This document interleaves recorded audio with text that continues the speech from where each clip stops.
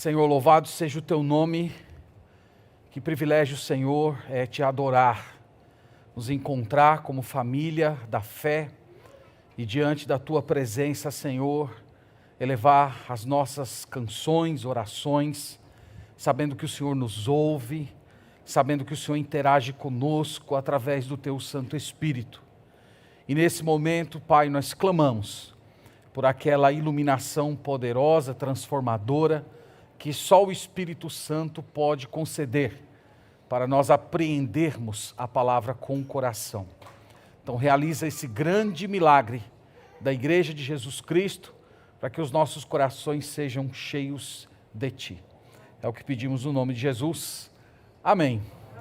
Amém. Meus irmãos, 1 Tessalonicenses capítulo 4, vamos até lá, já abrindo a Bíblia para esquentar aí as páginas do texto sagrado.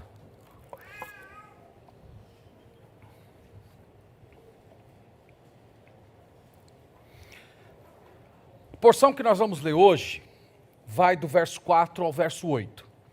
Então, 1 Tessalonicenses 4, do verso 4 ao verso 8, é o parágrafo que pensamos em considerar esta semana, se o Senhor assim nos permitir.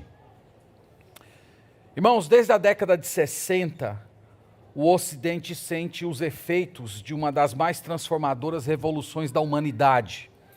Eu falo da revolução sexual. Ela afetou todos os ambientes da vida humana, entronizando a imoralidade como a sua principal divindade. Essa nova religião, por assim dizer, possui os seus próprios sacerdotes, pregadores e até mesmo a sua teologia. Aliás, eu gostaria de mostrar para vocês alguns pontos dessa teologia, dessa religião. O primeiro deles é que o ser humano é bom. Se o ser humano é bom, conforme dizem eles, logo, tudo o que você faz com a sua sexualidade é também intrinsecamente bom. Portanto, você utilizar a sexualidade do jeito que você desejar apenas reforça aquele bem-estar interior tão necessário para você viver feliz. O segundo ponto dessa teologia é que o sexo é apenas uma necessidade biológica, tal como você se alimentar e dormir. Então você deve satisfazer todas as necessidades sexuais sem as restrições do certo e do errado. Então, durante muitos anos, a sexualidade humana, ela foi considerada moral ou imoral. Mas a revolução sexual trouxe uma nova ideia. A sexualidade é amoral. Isto é, não tem moralidade nenhuma. Não é uma escolha entre certo e errado. É simplesmente fazer aquilo que você tem vontade. Quarto ponto da teologia da revolução sexual é que satisfazer o apetite sexual momentâneo é muito mais importante do que construir relacionamentos longos e significativos. Então é melhor o prazer imediato, mesmo que cause algum tipo de dano, do que a construção de uma estrutura familiar muito mais sólida. O quinto ponto é que relações sexuais prazerosas originam bons relacionamentos. Por isso, é sempre ideal você começar com o sexo. E havendo compatibilidade sexual, pode-se então seguir para um compromisso mais sério. E o sexto ponto, poderíamos dizer que a revolução sexual diz que você deve fazer sexo seguro para evitar doenças e filhos. Mas se você engravidar, não se preocupe. Você pode matar o seu próprio bebê.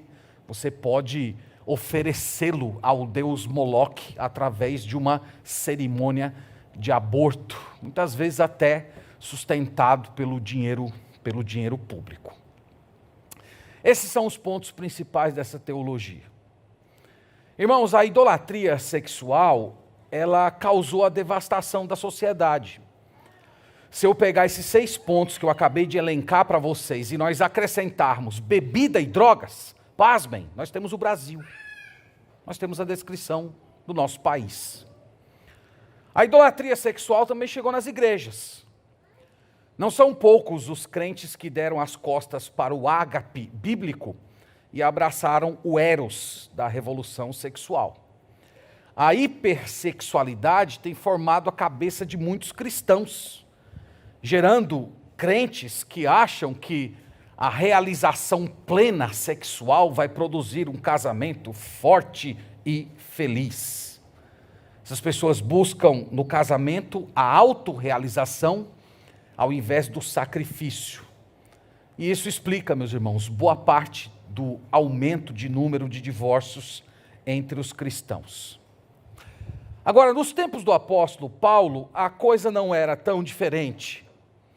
A imoralidade nos tempos bíblicos era celebrada com entusiasmo.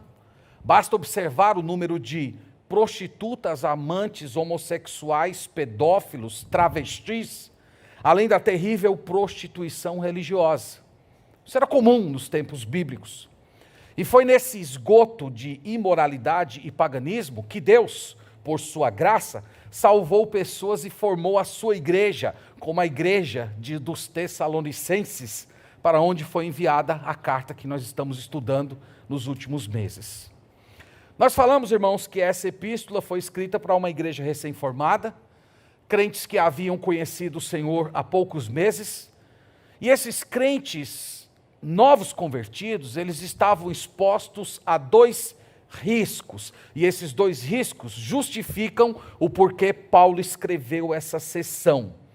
O primeiro risco eram os velhos hábitos de pecado.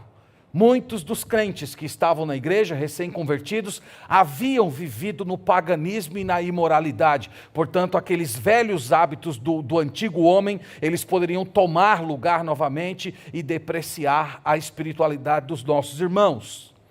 E o segundo perigo era a própria pressão da cultura ímpia e imoral. Eles estavam todo o tempo sendo assolados por pessoas que viviam na imoralidade. O risco, portanto, meus irmãos, de ceder à carne era muito grande. Por isso, Paulo colocou essa seção aqui, falando a respeito de pureza sexual. E o que Paulo vem dizendo até aqui? Leia comigo o verso 3, apenas para a gente retomar o que ele disse na última mensagem. Nós falamos assim: pois esta é a vontade de Deus, a vossa santificação, que vos abstenhais da prostituição. Então, no verso 3, Paulo declara com todas as letras que Deus requer a santidade do seu povo. Essa é a vontade dele, essa é a vontade revelada, e um aspecto particular dessa santificação é precisamente a pureza sexual. Por isso ele diz que vos abstenhais da prostituição. Nós estudamos esse versículo aqui. Você que não estudou esse versículo com a gente aqui na igreja, vai lá no canal da nossa igreja que você pode acompanhar toda a pregação, mas nós procuramos deixar bem claro que quando Paulo diz que vos abstenhais da prostituição, ele está dizendo que nós temos que fugir da imoralidade, mas não só do ato imoral em si, mas de tudo aquilo que está envolto, tudo aquilo que está em torno do ato de imoralidade. Então envolve o que você assiste, envolve o que você lê, envolve o tipo de conversa que você tem. Então, mesmo pessoas que muitas vezes não estão praticando atos imorais, essas pessoas possuem conversas imorais, essas pessoas possuem um palavreado sensualizado. Então, o texto serve para essas pessoas também, que vos abstenhais de todas as formas de prostituição. Esse é um mandamento. Hoje, o nosso plano é bem simples. Nós vamos ver na primeira parte aqui como obedecer a esse mandamento e, em segundo lugar, por que obedecer a esse mandamento. Então a gente está seguindo aquela lógica bem antiga das antigas produções de texto, né? Tem umas professoras de português aqui, é o que, o como e o porquê e a conclusão. Não é isso, professora? Tá certo? Então é isso, nós vamos seguir esse roteiro aí. Então vamos começar, irmãos, como ser santo na vida sexual. Como é que eu posso me proteger? Como é que eu posso me manter puro diante de uma sociedade ímpia? Nós vamos ver aqui no texto que o apóstolo Paulo dá três princípios que vão responder à pergunta como. O primeiro está no verso 4. Acompanhe comigo. a leitura do verso 4, quando o apóstolo diz o seguinte: que cada um de vós saiba possuir o próprio corpo em santificação e honra. Então, o primeiro princípio para você ser uma pessoa santa é: não se deixe ser controlado pelo seu próprio corpo. Você não pode permitir que o seu corpo tome o controle da sua mente. É isso que nós vamos ver aqui nesse versículo. De cara, irmãos, nós percebemos que Paulo se dirige a cada crente individualmente. Note que no versículo 4 ele começa: que cada um de vós. Então isso aqui, irmãos, na abertura já deixa muito claro que o apóstolo Paulo não está se dirigindo a supercrentes, o apóstolo Paulo não está se dirigindo a uma elite da igreja, ele não está se dirigindo a uma classe de iluminados, não. Essa fala do apóstolo Paulo é para cada crente, é para cada pessoa da igreja. O que está sendo dito aqui diz respeito a você, diz respeito à sua vida individual. Então, nós somos o povo regenerado, Deus é santo, e se nós possuímos a semente da divindade no nosso coração, é de se esperar que o fruto dessa semente seja uma vida de santidade. Então, essa particularização aqui do apóstolo Paulo, elencando cada um de vós, é para mostrar que a sua vida tem impacto na igreja, que o seu trato com a santidade espelha no corpo de Cristo, que se você for uma pessoa que se meta em imoralidade, toda a igreja de Cristo vai padecer. Então a sua pureza é um assunto de toda a igreja. É por isso que ele começa dizendo: cada um de vós. Ele diz que cada um de vós saiba possuir. É importante aqui, irmãos, esse verbo saiba, ele significa conhecer no sentido de aprendizado. É aquele conhecimento que você adquire através da habilidade. Então você realiza tanto uma tarefa que você fica hábil em fazê-la. Então é o conhecimento através do aprendizado. Já o possuir equivale a adquirir domínio. Então o apóstolo Paulo está dizendo o seguinte, que a santificação envolve um aprendizado no qual você aprende a tomar controle. E você toma controle de quê? Ele disse que cada um de vós saiba possuir o próprio corpo. Tem um probleminha aqui na palavra corpo, eu não quero cansar vocês assim com muitos aspectos mais profundos às vezes do texto bíblico, mas eu resolvi trazer isso para vocês porque tem uma diferença nas versões bíblicas. A palavra que foi traduzida aqui na língua portuguesa como corpo, na versão atualizada, ela é literalmente vaso. Então, quem está utilizando aí a Corrigida Fiel ou a Revista Corrigida, você deve ter lido no seu texto assim, que cada um saiba possuir o próprio vaso. Isso gerou uma divergência entre os intérpretes, os principais intérpretes do Novo Testamento. Alguns acreditam que vaso aqui se refere à esposa, por causa daquela passagem de 1 Pedro 3,7, que retrata a mulher como sendo o vaso mais frágil. Lembra, nós até mencionamos esse versículo hoje pela manhã. E há um outro grupo de tradutores, como a Revista Atualizada, Nova Versão Transformadora, a Almeida Atualizada, se alguém estiver utilizando, optaram por corpo. Então, tem essa divergência. O que significa vaso aqui? Vaso refere-se ao corpo ou refere-se à esposa? Particularmente, irmãos, eu considero que achar que vaso aqui significaria esposa seria um tanto estranho para o sentido do texto.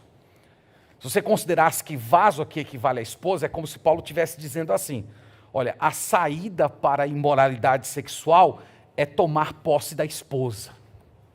Meio estranho isso, não é?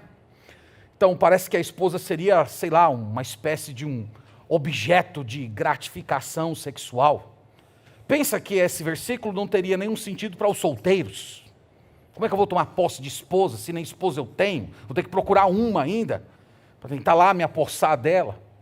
Ou as mulheres, também não teria sentido nenhum para as mulheres. Então, nós entendemos, irmãos, que a melhor tradução aqui seria de fato corpo. Inclusive, Nós temos uma passagem parecida em Atos 9,15, quando Lucas diz lá que Paulo seria um instrumento para evangelizar reis, evangelizar gentios, e a palavra lá também é vaso, e está sendo usado com referência ao próprio Paulo. Então, vaso aqui seria um uso metafórico para corpo, né? Foi a primeira vez, irmãos, que eu entendi porque alguns pentecostais ficam chamando os outros de vaso, né? Foi a primeira vez. Eu até hoje achava que não tinha base bíblica nenhuma, né? Mas parece que aqui a gente apertando um pouquinho o texto, só espero que vocês não me chamem de vaso. Eu não vou gostar muito disso. Acho meio esquisito, para falar a verdade. Mas, irmãos, o texto diz: aprendam a controlar o corpo de vocês. Esse é um ensino básico. Agora, o tipo de controle é o que Paulo declara aqui. Veja aí. Que cada um de vós saiba possuir o corpo em santificação e honra. Então, existe um modo pelo qual você possui o corpo. Então, você possui o corpo com santificação e honra. Vocês sabem que santificação significa ser separado. Separado do pecado para Deus, separado da imoralidade para a pureza. A palavra honra denota respeito. Então, o ensino aqui, irmãos, do apóstolo é esse: seu corpo ele deve ser tão santo ao ponto de ser digno para com o Deus que o possui, digno para com o Deus que nele habita, digno para com o Deus que você representa e digno para com a igreja da qual você faz parte. Então, esse é o ensino que nós temos aqui.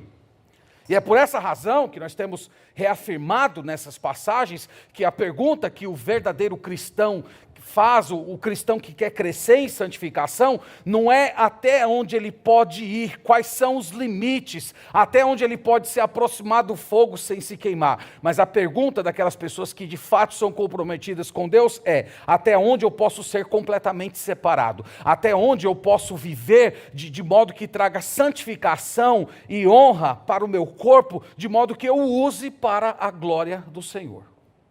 Então esse é o primeiro como de Paulo. Como ser santo? Seja santo aprendendo a controlar o seu corpo. Controle o seu corpo nas rédeas da santificação e da honra. Faça isso e Deus vai ser glorificado na sua vida. Segundo motivo: não se comporte como um ímpio. Veja que é isso que ele diz no verso 5. Ele fala assim: não com desejo de lascívia, como gentios que não conhecem a Deus. O apóstolo aqui, irmãos, ele está dizendo que esse desejo desenfreado, essa luxúria pela gratificação sexual imediata e a qualquer preço, é sinal característico dos perdidos, dos não regenerados. Vocês perceberam que o apóstolo Paulo, ele juntou duas palavras para reforçar esse ensino. Ele usou a expressão desejo de lascívia. A palavra desejo aqui é a palavra grega pathos, de onde vem a nossa palavra na língua portuguesa paixão. Então, a palavra paixão na Bíblia, às vezes ela possui um uso positivo, outras vezes um uso negativo. Na nossa cultura, por exemplo, nós falamos da paixão de Cristo, e nós falamos isso como algo elevado, um sentimento profundo que levou o Senhor Jesus Cristo a se sacrificar. Mas aqui o sentido é negativo. A palavra designa um desejo incontrolável, impulsos devastadores. Já o vocábulo lascívia, ele equivale à luxúria, desejo, às vezes traduzido na Bíblia como concupiscência. Vocês conhecem bem essa palavra. Eu não sei se vocês estão percebendo, irmãos, mas aqui nesse ponto está um raio-x da alma do descrente. Como é a alma de um descrente? Um descrente é dirigido pelos desejos incontroláveis do corpo.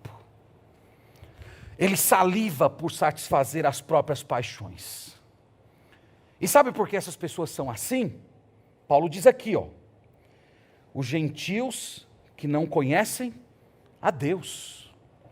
Eles são assim porque eles não conhecem o Senhor. Eles não foram remidos, eles não foram lavados pelo sangue de Cristo, eles não são habitados pelo Espírito Santo. O Espírito Santo não está impulsionando o coração deles à santificação. É por isso que Paulo diz que eles são assim. Eles vivem movimentando a sua vida a partir dos desejos de lascívia. No entanto, quem é de Deus, diz aqui o apóstolo Paulo, não pode viver assim. Não com desejo de lascívia. Gálatas 5:24 diz que aqueles que são de Cristo Jesus, eles já crucificaram a carne com as suas paixões. Então o domínio da carne foi quebrado. Se a carne está dominando, isso indica que essa pessoa não pertence a Deus. Meus irmãos, é de se esperar que os ímpios vivam na imoralidade. É de se esperar. É da natureza deles. É da estrutura deles. Eles não conheceram a Deus. Eles não experimentaram o poder transformador e renovador do Evangelho. No entanto, de quem nasceu de novo, não se espera esse tipo de conduta. O que Paulo está dizendo aqui no final das contas, que é incompatível com a vida remida você descer a um ato tão vergonhoso. Então é isso que ele diz. É isso que ele diz aqui como justificativa sobre como ser santo. Como nós devemos ser santos nesse mundo? Nós devemos ser santos dominando o nosso corpo, nós devemos ser santos ao não nos comportar como ímpio, e em terceiro lugar, ele fala que nós não devemos nos aproveitar dos nossos irmãos. Versículo 6, primeira frase do verso 6, é uma frase muito interessante. Ele fala assim: e que nesta matéria que é assunto, né? Nesse assunto que eu estou falando com vocês, ninguém ofenda, nem defraude a seu irmão. A pergunta aqui é, o que significa defraudar? Defraudar significa tomar algo, defraudar significa tirar proveito, defraudar significa usar o outro para o seu próprio benefício. Então é como se Paulo estivesse dizendo assim: não tire vantagens sexuais dos seus irmãos.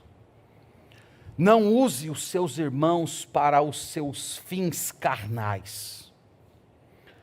Então quando alguém se aproxima de um irmão, de uma irmã da fé, ou o contrário, para satisfazer os seus anseios, os seus apetites, as suas paixões, essa pessoa está defraudando o outro.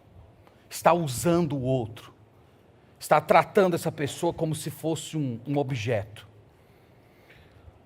Aos solteiros, eu queria abrir um pequeno parênteses aqui e dizer algo para vocês. Olha, se você está namorando alguém e essa pessoa diz que ama você e que ela quer seduzir você com a ideia de que a prova que ela lhe ama muito é que ela possui um desejo incontrolável por você, saiba, essa pessoa não lhe ama, ela apenas lhe cobiça. Se ela lhe amasse, ela ia buscar o seu bem maior. Você sabe qual é o seu bem maior? Nós acabamos de ler aqui. Que cada um de vós saiba possuir o próprio corpo em santificação e honra. Esse é o seu maior bem, jovem. É ser santo e ter um corpo honrado. E qualquer pessoa que se aproxime de você e não está buscando a sua santificação, a sua semelhança com Cristo, e não está honrando seu corpo diante de Deus, diante da sua família, essa pessoa não lhe ama. Essa pessoa apenas cobiça. Mesmo se dá com as pessoas casadas. Se você acha que o fato de você estar desejando alguém muito nesse momento justifica algum tipo de envolvimento mais profundo, ora, saiba que você está apenas cedendo às paixões. Você não está experimentando amor. Isso é uma questão, irmãos, absolutamente séria. Eu já tenho falado para alguns jovens aqui da nossa igreja que quando se insiste em um tipo de relacionamento luxurioso e essa pessoa acaba se casando com alguém que é orientada pelas paixões do corpo, provavelmente um dia essa pessoa cobiçará o corpo de outra pessoa e você será descartado. Essa é a dinâmica. Pessoas que são orientadas pelas paixões do corpo, elas vivem assim. Elas não têm palavra, elas não têm honra, elas não sustentam o compromisso. A verdade delas é a verdade do corpo, é a verdade das intenções. É por isso que, sendo você casado ou solteiro, a única opção que fica é buscar a santificação e a honra e a mortificação da sua carne. Esse é o terceiro princípio. Então nós temos falado até agora que Paulo apresenta 3 justificativas para responder à pergunta como ser santo. Então, não se deixe ser controlado pelo seu próprio corpo, não se comporte como um ímpio e não se aproveite do seu irmão. Agora nós vamos aos porquês. Por que você tem que ser santo? Por que você tem que obedecer a esse mandamento? Essa é a vontade de Deus, a vossa santificação. Por que esse mandamento foi dado a você? Paulo também apresenta 3 respostas. A primeira, provavelmente a mais severa de todas, é por causa da vingança de Deus. Vamos ler o verso 6 e nos concentrar na segunda parte dele. E que nesta matéria, ninguém ofenda nem defraude a seu irmão. Porque o Senhor, contra todas estas coisas, como antes vos avisamos e testificamos claramente, é o vingador. Então por que você tem que ser santo? Dentre várias razões, esta. Por causa da vingança de Deus. Uma vez que o nosso corpo pertence ao Senhor, e nós desonramos o corpo que a Ele pertence, o Senhor tomará vingança pelo mau uso dos nossos corpos. Hebreus 13:4, nós mencionamos esse versículo na última pregação dessa série. Lá o autor diz que digno entre todos seja o matrimônio. E lá é dito que Deus julgará os impuros e os adúlteros. Deus julgará os fornicadores. Deus julgará os jovens que estão indo para a cama com seus namorados. Deus julgará as pessoas casadas que estão adulterando. Então Deus vai julgar. A pergunta que fica é, como esse julgamento chega? Esse julgamento chega, meus irmãos, de diversas maneiras. Às vezes através de uma vida matrimonial insatisfatória. Às vezes através de um casamento despedaçado. Divórcio. Às vezes doença venérea ou outro tipo de doença. Vergonha pública, excessiva tristeza. Ausência de bênçãos, problemas diversos, até morte. A Bíblia fala que é uma vingança de Deus para as pessoas que vivem em impureza, conforme 1 Coríntios 5. A Bíblia fala de perda de recompensas eternas. Meus irmãos, Deus é o vingador dos pecados sexuais.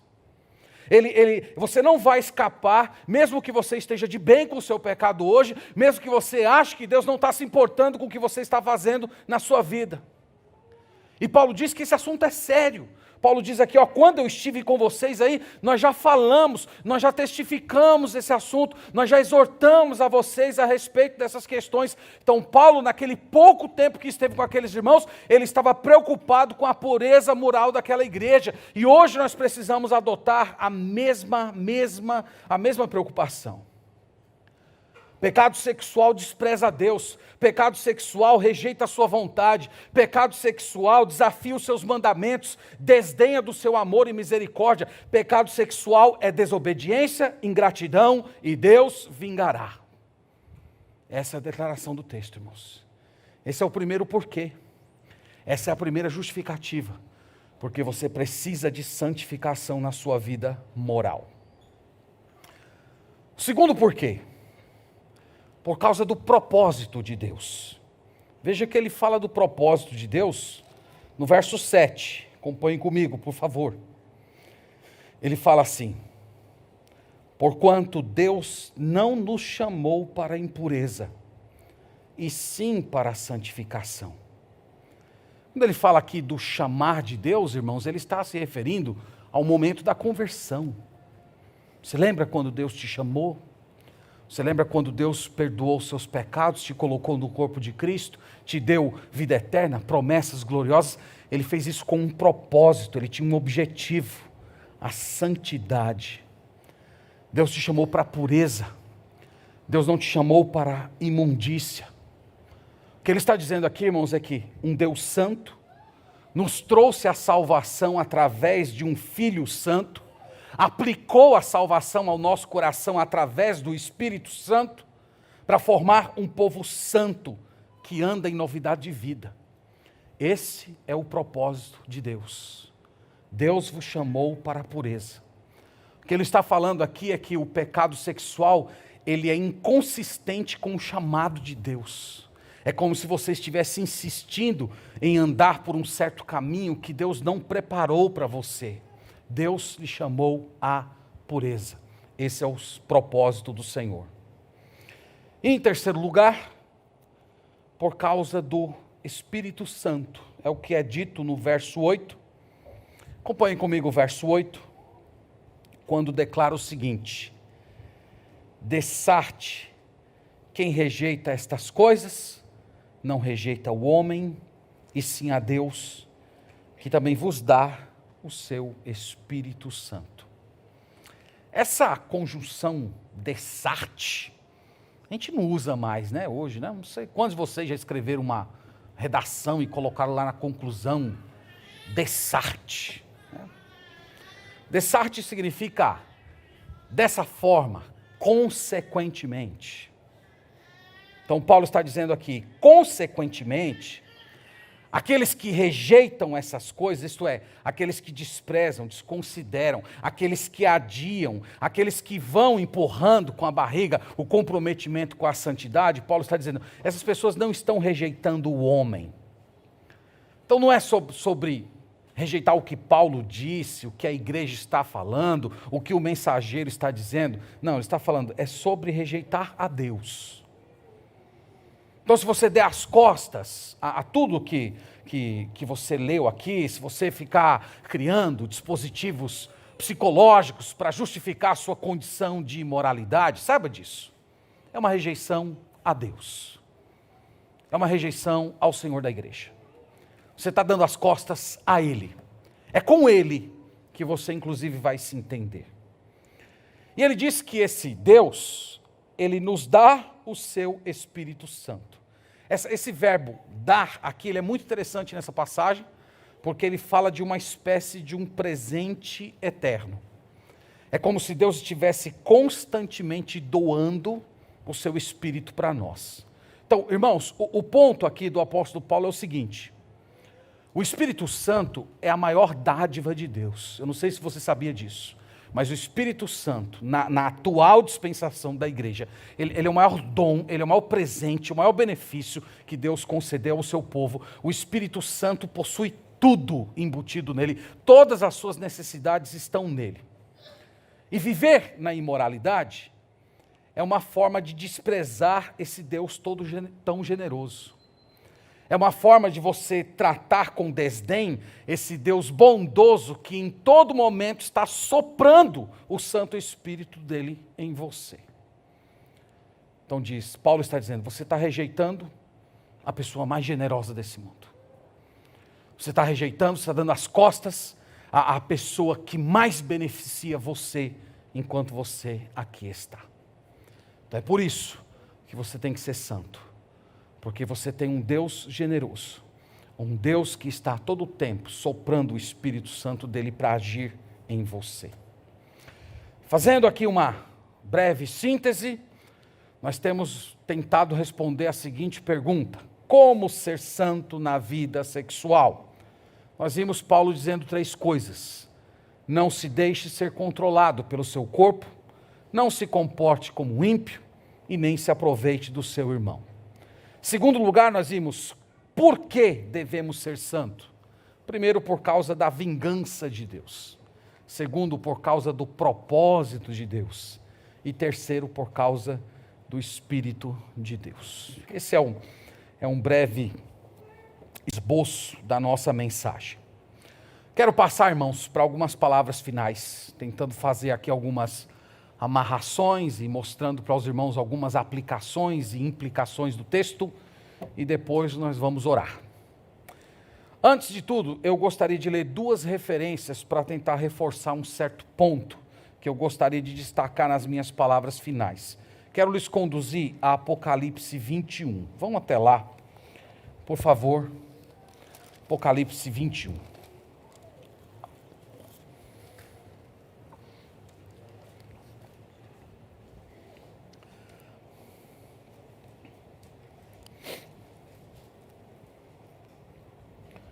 Apocalipse 21, verso 8. O contexto é a criação do novo céu e da nova terra, é a separação completa e final dos remidos e dos perdidos. E no verso 8 nós temos os critérios divinos para designar os perdidos. Quem são os perdidos? Leia aí comigo, ele diz assim: quanto, porém, aos covardes, aos incrédulos, aos abomináveis, aos assassinos, aos impuros, aos feiticeiros, aos idólatras e a todos os mentirosos, a parte que lhes cabe será no lago que arde com fogo e enxofre, a saber, a segunda morte. Uma atenção especial à palavra impuros. Nós poderíamos tratar de cada um dos pecados aqui, mas para o mérito aqui da nossa mensagem, eu quero destacar a palavra impuros. Essa palavra designa as pessoas que vivem na imoralidade sexual. No capítulo 22, versículo 15, nós temos quase que a repetição do mesmo ensino. Versículo 15 diz do capítulo 22, fora de onde? Fora da cidade santa, ele está dizendo, ficam os cães, os feiticeiros, os impuros, os assassinos, os idólatras e todo aquele que ama e pratica a mentira. Novamente, quem fica de fora?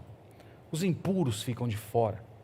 Quem foi que disse que os impuros ficarão de fora? Se você ver no verso 16, ele fala, eu, Jesus. Então quem é que vem falando com João? Quem é que vem dizendo para João, João, escreve aí as coisas que você está vendo. Quem está falando com João é Jesus. Jesus é o autor final do Apocalipse.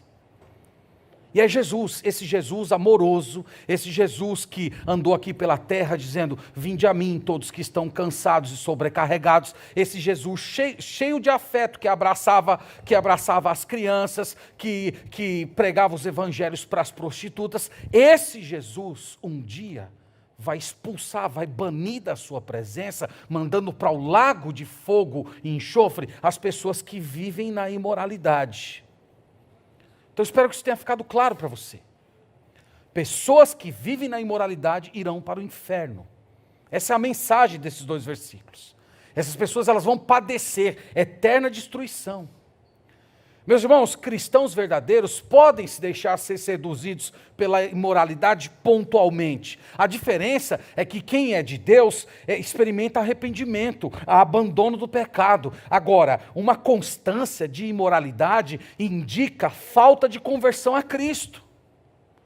Pode ser que você tenha sido uma dessas pessoas que foi entregue por Deus à imoralidade.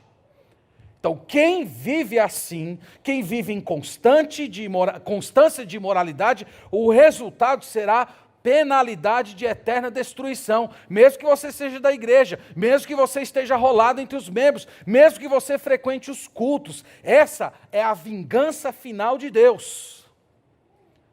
Então, talvez você precise hoje se arrepender e crer no Senhor. Talvez hoje você precise se curvar diante de Deus e verdadeiramente se converter a Ele, para que você receba o Espírito Santo no seu coração e a partir de então você possa experimentar o que significa santificação e honra. Em segundo lugar, eu quero me dirigir a você que é convertido, você que é crente em Jesus. O texto, irmãos, deixou muito claro que Deus requer que nós dominemos o nosso corpo, que nós conquistemos o nosso corpo. Nós vivemos, meus irmãos, em uma sociedade de luxúria. As pessoas são orientadas pelas necessidades carnais. O mote da nossa geração é: faça o que sentir vontade. É a verdade pelo sentimento. É o corpo estabelecendo como deve ser a sua conduta. Mas se você olhar 1 Coríntios 6,12, e eu quero lhes convidar para ir até lá, porque essa passagem ela reforça o ensino que nós acabamos de ler em 1 Tessalonicenses. No 6, capítulo 6, verso 12, nós temos um texto bem conhecido aqui, e é dito assim: todas as coisas me são lícitas, mas nem todas convêm. Todas as coisas me são lícitas, mas eu não me deixarei dominar por nenhuma delas. Então nós não devemos deixar que coisas, inclusive o nosso próprio corpo, nos domine. Eu não serei dominado por nada. Esse é o ensino da passagem. Agora, olha o verso 13. Esse verso 13 aqui, irmãos, é muito interessante. Ele fala assim: os alimentos são para o estômago e o estômago para os alimentos. Eu não sei se vocês sabiam, mas o apóstolo Paulo aqui, nessa frase, ele está repetindo um ditado, uma espécie de um dito popular que era muito comum na cidade de Corinto. Quando uma pessoa ia questionar o outro a respeito da conduta sexual, normalmente as pessoas respondiam dizendo essa frase: olha, os alimentos são para o corpo são para os alimentos. Vocês entendem o que essas pessoas estão querendo justificar? É basicamente dizendo assim, sexo é para o desejo, desejo é para o sexo, corpo é para a sexualidade, sexualidade é para o corpo. Então isso era um dito comum na época de Paulo, para vocês verem que a cultura bíblica não é tão diferente da cultura do nosso tempo. Agora veja como Paulo desenvolve esse ponto. Ele diz assim: os alimentos são para o estômago e o estômago para os alimentos. Mas Deus destruirá tanto estes como aquele. Porém, o corpo não é para a impureza, mas o corpo é para o Senhor, e o Senhor para o corpo. Que o alimento é para o corpo e o corpo é para o alimento? Verdade. Mas o corpo não é para a impureza. O corpo não é para a imoralidade. O corpo é do Senhor. O corpo é para ser utilizado para a glória do Senhor. No versículo 15 ele diz assim: não sabeis que os vossos corpos são membros de Cristo? E eu, porventura, tomaria os membros de Cristo e os faria membros de uma meretriz? Absolutamente não. Então, o seu corpo pertence ao Senhor. E a prova disso é que você foi incluído no corpo do Senhor Jesus Cristo, na igreja dele. Então, irmãos, aqui é uma distinção entre pagão e cristão. O pagão diz, não, desejos servem para o corpo serve para os desejos. E é assim a vida. Agora, quem é de Deus, diz não. O corpo não foi feito para os desejos. O meu corpo foi remido. O meu corpo foi resgatado. O meu corpo pertence ao Senhor Jesus. Então, você precisa, de acordo com essa passagem, não ser dominado pelo seu corpo. Você precisa aprender a dominar o seu corpo. E a chave para você dominar o seu corpo é ser cheio do Espírito Santo. Lá em Gálatas 5,16 diz que aqueles que estão andando no Espírito, eles jamais irão satisfazer as concupiscências da carne. Agora a pergunta que fica é, como é que eu posso ser cheio do Espírito? Como é que eu posso andar no Espírito? Ora, se você quer andar no Espírito, você precisa permitir que a palavra de Deus sature a sua mente, chegue no seu coração. É isso que está lá em Colossenses 3,16. Habite em vós ricamente a palavra de Cristo, instruí-vos, aconselhai-vos mutuamente em toda a sabedoria, com salmos, cânticos, hinos espirituais, louvando de todo o coração ao Senhor. Você precisa ter a palavra de Deus na sua mente. No Salmo 119, versículo 11, todos conhecem, praticamente todos conhecem de cor. Guardarei no teu coração as tuas palavras, para não pecar contra ti. Então você precisa ter a palavra de Deus dentro de você. Agora, quando eu falo ter a palavra de Deus dentro de você, eu não estou falando apenas de uma leitura bíblica diária superficial. Eu estou falando que você precisa apreender a palavra. Tomar a palavra para você. Compreendê-la na sua profundidade. Exercitar a aplicação da palavra no seu coração. E quanto mais você se cercar da palavra de Deus, quanto mais você meditar nela, quanto mais ela estiver na sua mente, quanto mais você estiver aplicando ela durante o seu dia, cercando tudo ao seu redor com as verdades da Santa Escritura, o Espírito Santo vai passar a controlar você e a sua carne vai ser mortificada e você vai experimentar sim o que significa santificação e honra.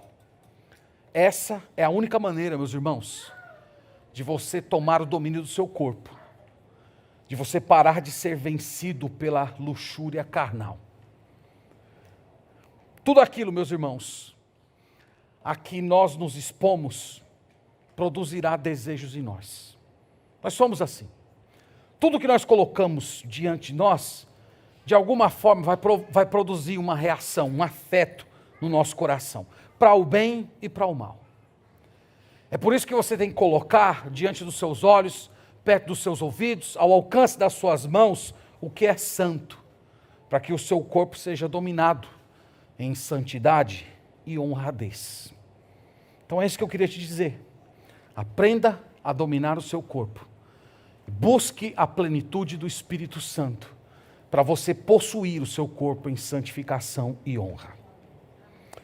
E quero por fim me dirigir a você que é crente, mas que se entregou às paixões lascivas. Você que se entregou à pornografia, ao adultério, à fornicação, à homossexualidade. Lembre-se, de acordo com o texto que lemos, você está vivendo como um descrente. Você está vivendo como um ímpio. O texto sagrado disse que Deus vai vingar o modo como você está utilizando o corpo que Ele lhe deu, mas que pertence a Ele. Você conhece a Deus. Você foi salvo, foi remido, você tem o Espírito Santo. A pergunta é, como é que você pode se permitir descer a um nível tão degradante? Como você pode permitir isso? Como você pode permitir ter em sua face o molde do rosto de Satanás, ao invés da imagem e semelhança do Senhor Jesus Cristo? Como? É incompreensível isso. Você está longe do propósito de Deus. Em Romanos capítulo 1, diz que Deus entregou os pagãos à imoralidade sexual. E essa ideia de Deus entregar é para dizer que o Senhor retirou as restrições morais deles e deixou com que eles se emporcalhassem no próprio pecado para viver uma espécie de antecipação do juízo futuro. E a pergunta é, como é que você pode querer viver identificado com essas pessoas? Então, quando vocês verem os ímpios se emporcalhando nos seus pecados, você deve olhar para essas pessoas e dizer, Deus está julgando essas pessoas. Uma vez eu estava andando com alguém, um servo de Deus, e estávamos comentando sobre a passeata dos homossexuais, as depravações que muitas vezes aparecem. E foi me perguntado isso, né? Pastor, Deus não faz nada. Digo, faz. O estado deplorável, a desumanização que eles estão experimentando agora, já é uma antecipação do juízo divino. O fato deles desfigurarem a imagem de Deus ao ponto de quase como agirem como animais no cio, isso já é uma demonstração que Deus se afastou deles. Deus tirou os freios e deixou com que eles se destruíssem nos seus próprios pecados. Então, como é que você pode querer ser identificado com essas pessoas? Eu oro a Deus e passei a semana, inclusive, orando por isso, para que você abandone o seu pecado antes que ele destrua a sua vida, antes que ele destrua a sua família, antes que ele destrua a sua saúde, antes que ele cause dano ao corpo de Cristo. Eu espero que você pare de entristecer o Espírito Santo e tratar com desdém o sangue que foi derramado por você, porque Cristo morreu por sua pureza. Leve esse assunto a sério. Esse assunto tem a ver com você. É uma exortação para cada um de nós. Portanto, meus irmãos, que Deus nos abençoe nessa noite. Que Deus nos faça recordar que nós somos templos do Espírito Santo e que nós saiamos daqui dedicados e motivados a glorificar a Deus com o nosso corpo. Amém? Vamos orar ao Senhor.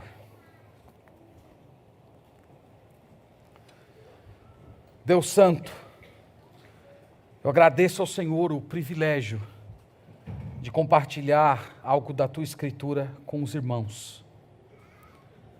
Pai Santo, a Tua palavra foi entregue. Agora, Senhor, faça aquilo que eu não posso fazer. Mudar os corações. Produzir vida, testemunho, compromisso, arrependimento, alegria na santidade. Só Tu, Senhor, podes fazer isso. E eu oro para que o Teu Espírito Santo guarde essa palavra em cada coração e que Ele venha trazer à nossa mente as verdades espirituais desses versículos, para que elas formem o nosso caráter. Nos ajude, Senhor, a possuir o nosso próprio corpo em santificação e honra. Nos ajude a termos um compromisso com a vida santa. Eu oro, Senhor, pelas pessoas que estão vivendo na imoralidade. Eu oro pelas pessoas que foram e se curvaram a Eros, o Deus desse século. Eu oro pela libertação dessas pessoas. Eu oro para que o Senhor resgate, perdoe, transforme, renove, para que essas pessoas tenham a alegria de viver puros na Tua presença. Nós pedimos e oramos por todas essas coisas no nome de Jesus. Amém.